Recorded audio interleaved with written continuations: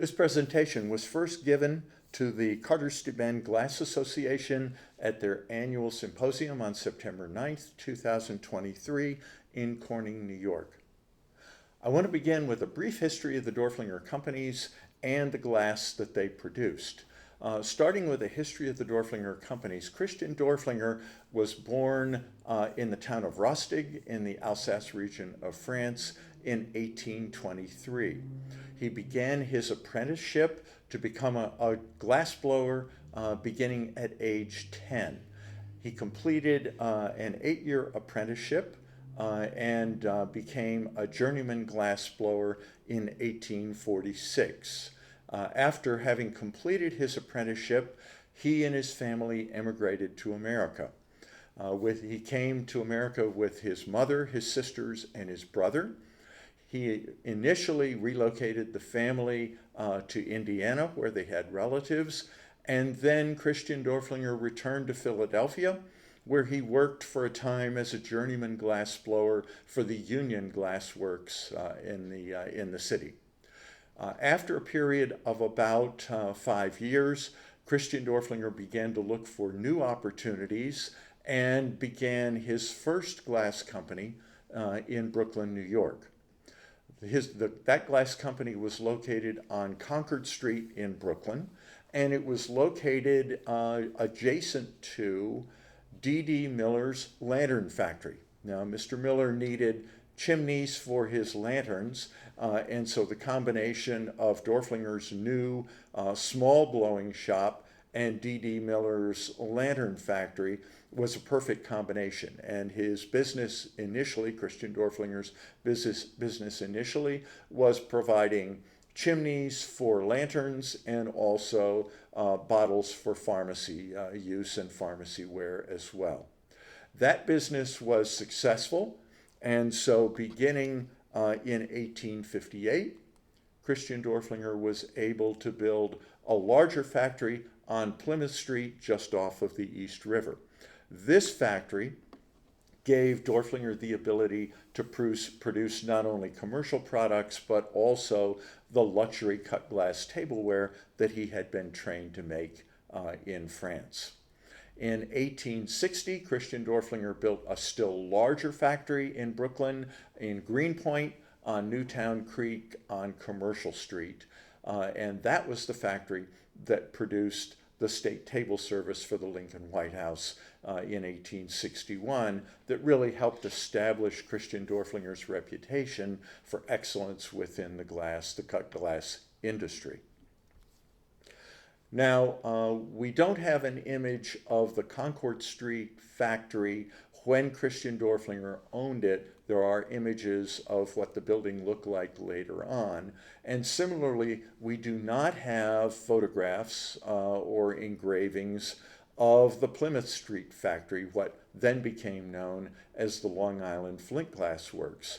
But we are very fortunate to have this magnificent sterling silver tea service made by Wood and Hughes that was presented to Christian Dorflinger in 1863 by the employees of the Long Island Flint Glass Works. And this silver tea service gives us some images of what the Plymouth Street factory looked like. So you can see those images here on the teapot, the sugar bowl, the creamer, and also the waste bowl as well. And they give us a good sense for what the Plymouth Street factory looked like. On the sugar bowl, you actually see the factory with the blowing shop to the rear on the right where the chimneys are located, and then the cutting shop in the center, and then offices on the left. And here is a close-up view of the factory buildings. And here is a view on the teapot of the factory yard. And a closer image shows the loading platform on the left with wooden barrels in the front, and then with the blowing shop in the back with the chimney and the cutting shop to the right. And on the cream pitcher, you have a gaffer working at his blowing bench in the factory. And if you notice that on all of the pieces in the tea service, the finials are glass blowers actually blowing a bubble of glass from the gather that the glass blower has taken. So it's just really a remarkable set. And then finally on the waste bowl, you have the pot room where the clay pots were made and then dried. So this tea service gives us a wonderful view of and perspective for what the Plymouth Street factory looked like at the time. And here's a view of the gaffer on one of the finials for the tea service. This tea service descended in the Dorflinger family, and now it is in the collection of the Metropolitan Museum of Art. It is on display in the Engelhardt Court on the 3rd floor in a case that is devoted exclusively to the glass produced by the Dorflinger Companies. So it's well worth a visit to the Met. The trade card on this slide shows the Greenpoint Flint Glass Works, the largest factory built in 1860. On the left, you see a large blowing shop. In the center, you see the cutting shop. And to the right, you actually see tenement housing that Christian Dorflinger built for his workers. So he was a fairly benevolent employer, provided housing for his workers at the factory site. This factory was located right on Newtown Creek, as you can see here, which gave the company excellent access to bring in raw materials and also to ship out its finished goods. Now on the trade card, you will also see two names, C. Dorflinger and N.S. Bailey. N.S. Bailey was an accountant, and he was Dorflinger's partner in the Greenpoint factory. To show you what a small world the glass industry in New York was in the 1850s and 1860s, N.S. Bailey's wife was named Fanny, and her father was D.D. Miller, Dorflinger's first, essentially, partner in starting up his very first glass factory back on Concord Street in 1852.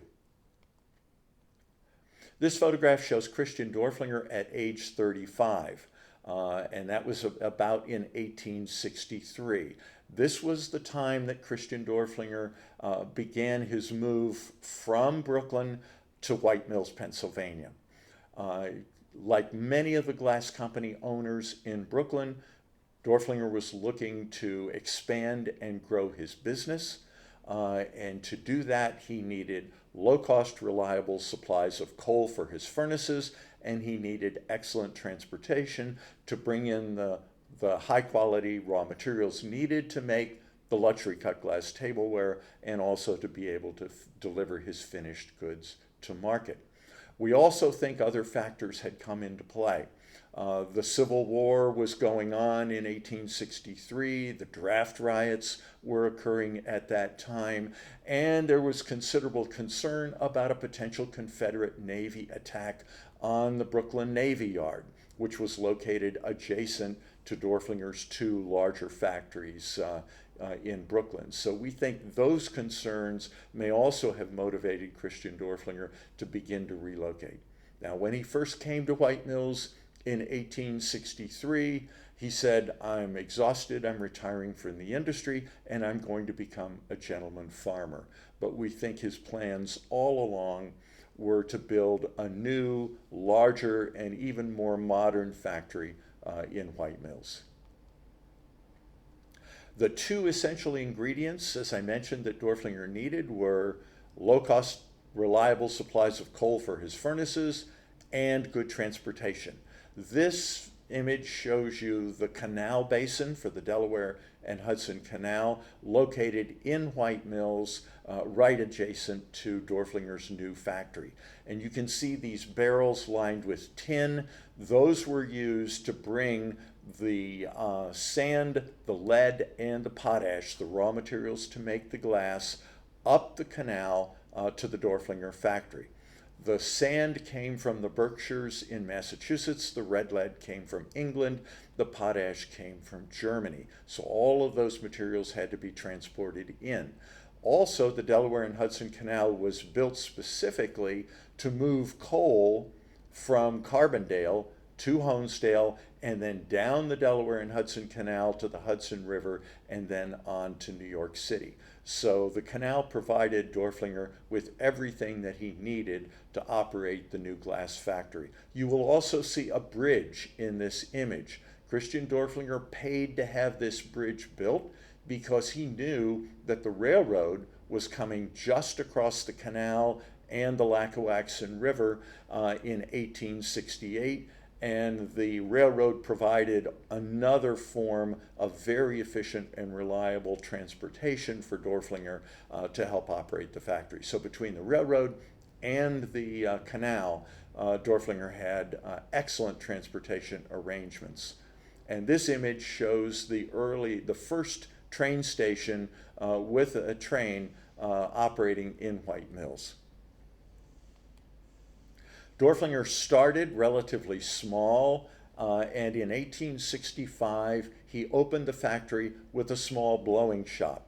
And this drawing done by the Dorflinger Factory Museum's curator, Kurt Reed, shows the initial blowing shop for the factory, the building with the chimneys, and then to the left of that building you have a smaller building where the clay pots were made.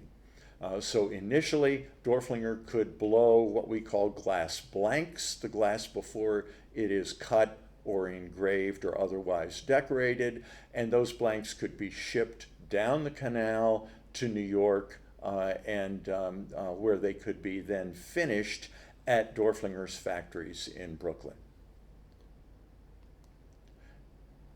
In 1867, Dorflinger brought 3 families of glassblowers from France, where he had trained to become a glassblower as well, to White Mills to help him get the factory started. Dorflinger realized he needed experienced, skilled craftsmen to get the factory going, especially glassblowers. And those men were all older, well established with families, and so just as he had done in New York, Dorflinger provided housing for his workers in White Mills.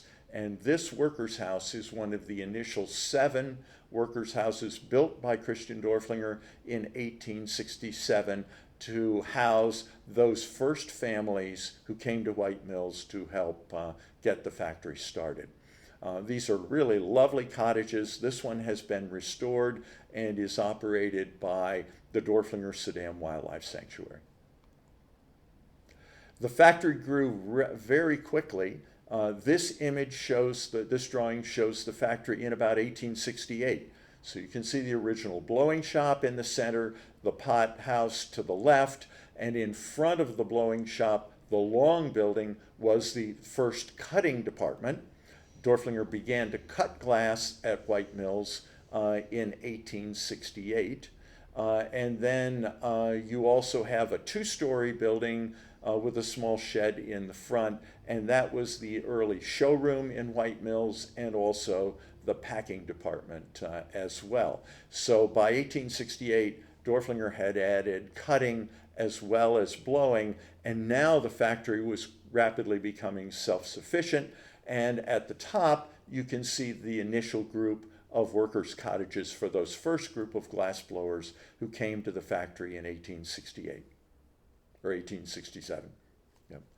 This painting done in about 1875 shows the rapid development of the factory and also the village of White Mills. So you can see the bridge across the Lackawaxen. On the other side of the river, you can see the canal. You see the factory in the center, and you can see how the factory is continuing to grow and expand. There are more homes for Dorflinger family members and also for more workers. You see the initial St. Joseph's Catholic Church to the center right in the painting, and then to the extreme right you have the St. Charles Hotel. Now Christian Dorflinger built the St. Charles Hotel in 1878, beginning in 1878, and then in 1883, he added that large wing on to the right of the hotel, and at that point, the family moved from the farmhouse up at the top of the hill on the left, down to White Mills, and lived there, and eventually Christian Dorflinger closed the hotel, and the family lived in that structure for the remainder of the time that they were in White Mills.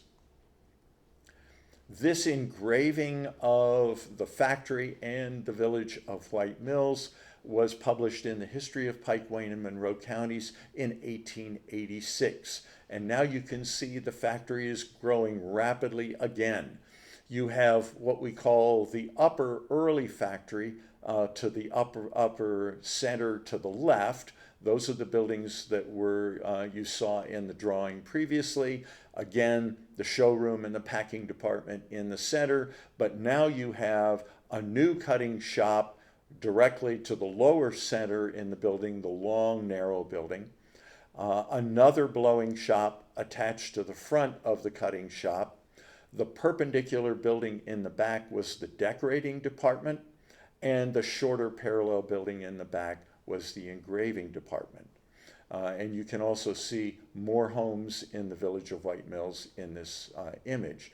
The square building to the left of the new cutting shop was intended to represent the new factory office building. Now, this engraving was done in 1886. The new office building wasn't built until 1888, but we believe that Christian Dorflinger told the artist, go ahead and put in an office building. This is where it's going to be. The office building that eventually was built does not look like this Italianate structure, and it should be a little bit over to the right. But this gives you a good image of what the factory complex looked like in about 1888.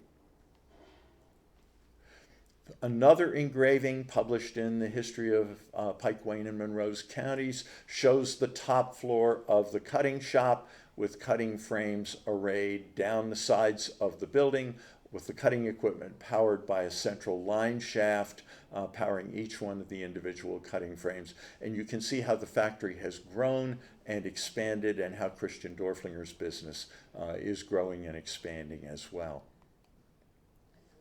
This photograph shows the actual office building built in about 1888, and Elizabeth Street to the left going up, and you see several workers' houses behind the office building and to the left of the office building as well.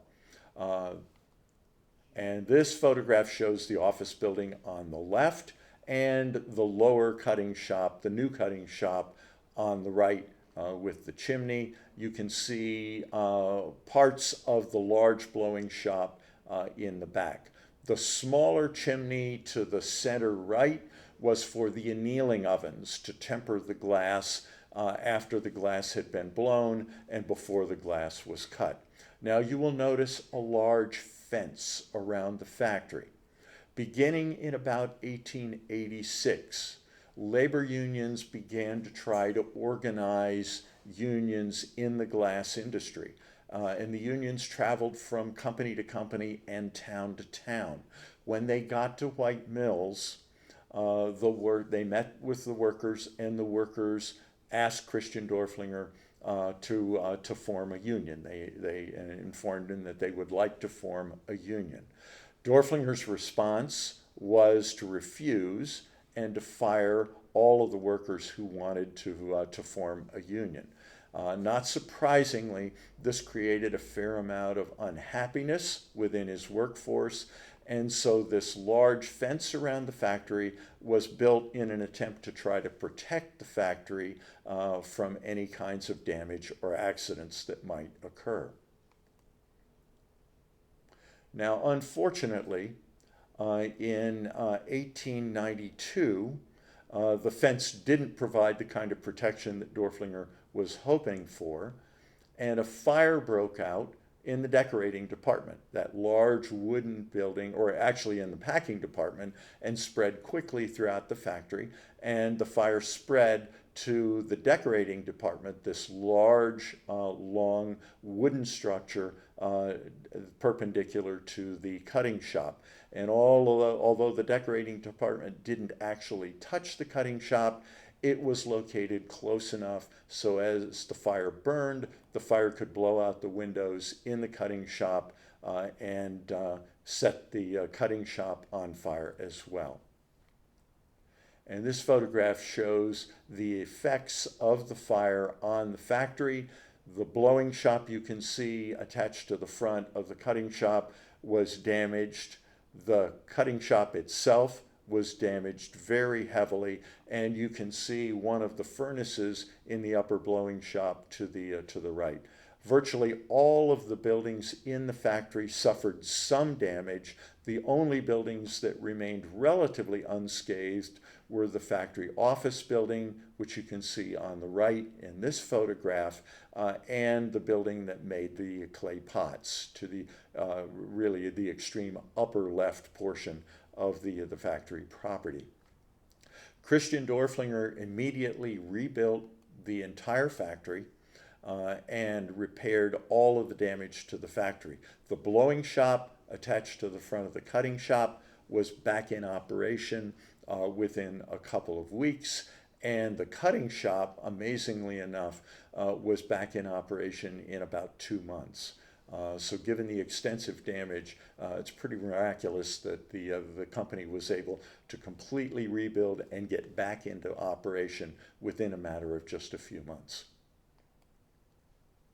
This photograph shows the completely rebuilt factory. Again, the large upper blowing shop on the right, the cutting shop in the center, the blowing shop down to the left edge, and the factory office building, and then with some storage buildings that you can see in the foreground and in the center portion of the image. Eventually, the factory would have a total of about 30 buildings, but the major buildings were the blowing shops and the cutting shop and the office building. This photograph, done in 1898, shows the cutting department. We've counted them up. There are about 80 members of the cutting department shown in front of the office building. And in the background, you can also see the office workers standing on the porch of the office. Most of the office workers were women, and they were the bookkeepers and accountants. Most of the members of the cutting department were men, although there were some women in the cutting department as well. This photograph shows the top floor of the office building.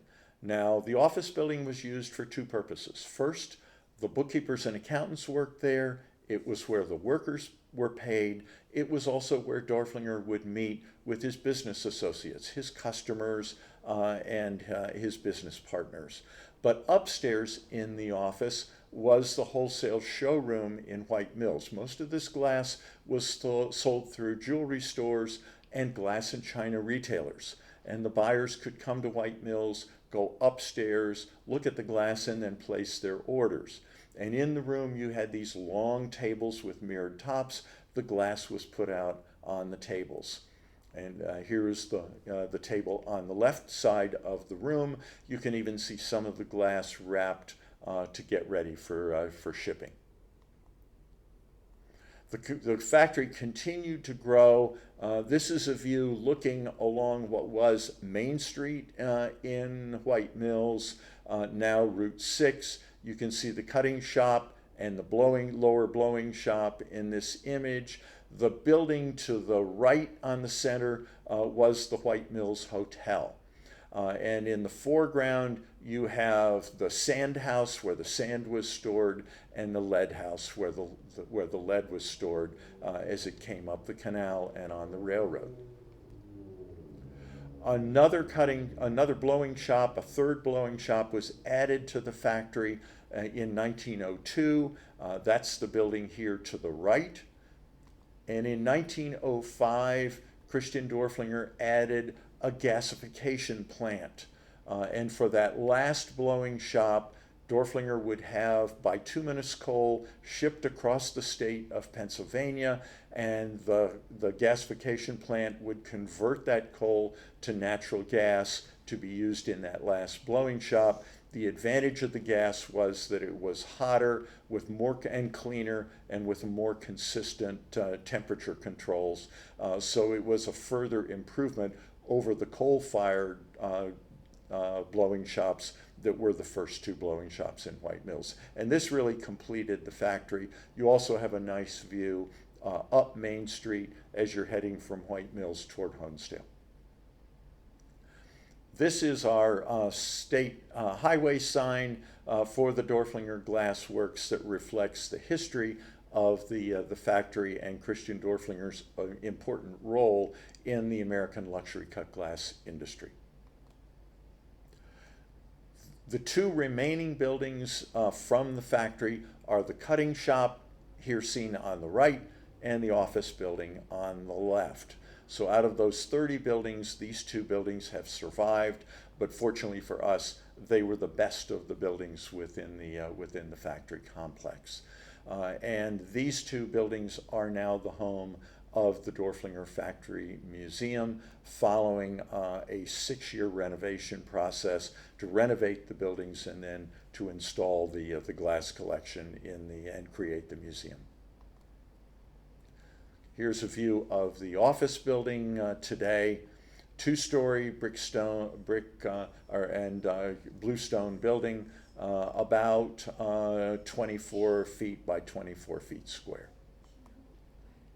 The interior of the office building is an example of beautiful Victorian cabinetry.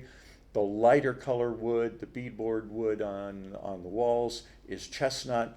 The darker trim and panels are in cherry, all locally produced. And this building looks a bit like a bank again because this is where the workers were paid. Here is an actual bookkeeper's desk from the Dorflinger factory, now installed in the factory office building. And this is the original pay desk. So workers would come up to the window, submit their worksheets, and then be paid by the bookkeepers from the factory. Upstairs was the factory showroom. This room has now been restored, and I have several images to show you of the showroom. The showroom is now used in the Dorflinger Factory Museum for the display of glass from the early years. That is, from the Brooklyn years beginning in about 1856 and continuing through the early years in White Mills up until about the time of the Philadelphia exhibition in 1876. And here's another view of the factory showroom. And yet another view looking across the room. And the large framed prints on the wall are images of White Mills, the cutting shop, and a blowing shop, all taken from that history of Pike, Wayne, and Monroe counties, published in 1886. Here is a view of the cutting shop. Cutting shop is about 32 feet wide by 200 feet long, 3 stories. The annealing ovens were on the ground floor, and the middle floor and the top floor were both cutting floors where the glass was cut. The main entrance to the museum is in the rear of the cutting shop today. This brick addition was added to the factory in 1917 when the last steam boiler was installed in the factory.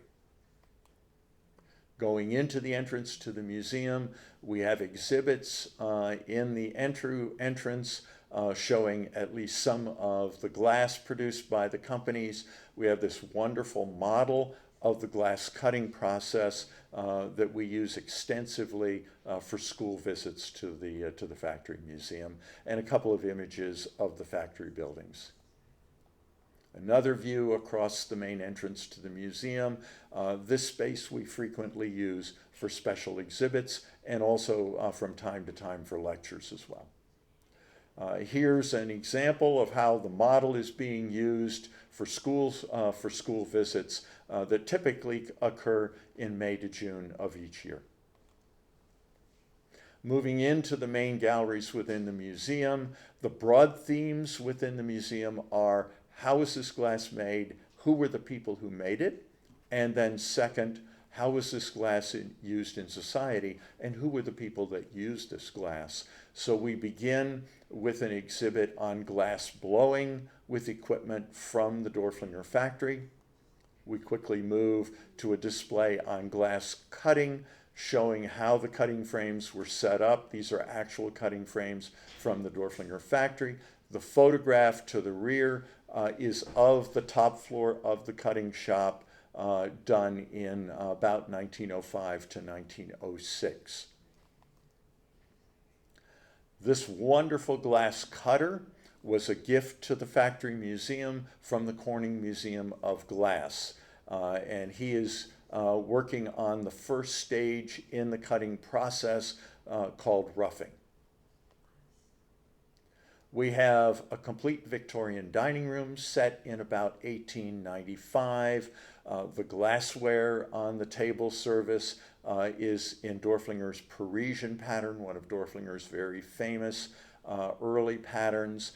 The china is French from Limoges, which would have been typical of the time. You can see how this glass was used in society. Because of the cost of this glassware, this market was predominantly for wealthy families within America and internationally. And so we've shown you an example of a dining room for what would have been a reasonably wealthy family within America. At the end of the room, you see a large banquet lamp. This is a kerosene lamp. This is typically how your dining room would have been lit. And Dorflinger produced more of these large banquet lamps, oil lamps, than any other company within the industry. And in 2023, we had a special exhibit highlighting Dorflinger's lamps, his oil lamp work. This image shows the Ray Laternus collection. This is a wonderful study gallery. Ray Laternus was a glass cutter himself. His family goes back to the first group of glass blowers Christian Dorflinger brought to White Mills in 1868 to get the factory started. Ray built a wonderful collection over his lifetime. There are many pieces in this collection drawn from local families, so it's a very local family. It's a wonderful study collection of Dorflinger glass, and the museum is very fortunate to have this as part of its collection. Looking into what we call the Brilliant Period galleries, this gallery highlights the work done from about 1876 up until World War I. These were really the boom years of cut glass making in America, and the two-piece punch bowl set here, green cut to clear in Dorflinger's Montrose pattern, is one of the finest examples of glassware made by the Dorflinger Companies. And looking across the Brilliant Period gallery, you can see how extensive and intricate the designs of the glassware during this period were. The Victorians really wanted as much as possible in terms of the design work and the intricacy of the designs, and Dorflinger and his competitors were constantly bringing out new and innovative designs to satisfy the broad demand within the market for this glassware. Beginning about the turn of the century, though the interest in the heavy geometric cut glassware began to decline, and so the museum also highlights a number of the art glass lines that the company developed beginning with the turn of the century, the early 1900s, in an effort to try to appeal to changing tastes. And this view looking down through the galleries shows some of the art glass in the foreground produced by the company. The middle floor of the factory building was also a cutting floor. We now use this as the museum's event space. We do concerts, we do art shows, we do lectures in this room. It's a very flexible room, and it's an important component of the museum's educational programs. And finally, the museum has restored the boiler room. Steam power operated the cutting equipment in the factory up until electricity became available. This image shows the restored boiler room in the factory with the 1917 steam boiler and a wonderful model of a stationary steam engine that was then used to power the cutting equipment in the factory. This is also a wonderful room for displaying art, and you see some good examples of that in this image. And here's a view of the 1917 boiler produced by the Erie City Iron Works in Erie, Pennsylvania. Inside the large doors at the top of the boiler are the steam tubes where the steam was produced, and the fireboxes are in the middle of the boiler where you see the door with the holes in them. And here is an image of the model of the stationary steam engine. This model is owned by the Lackawanna Historical Society, and they have very generously loaned us this model for the Factory Museum so that we can interpret and explain how the equipment was powered in the factory. These stationary steam engines, and the originals would be about 10 times the size of this model, were produced in Honesdale.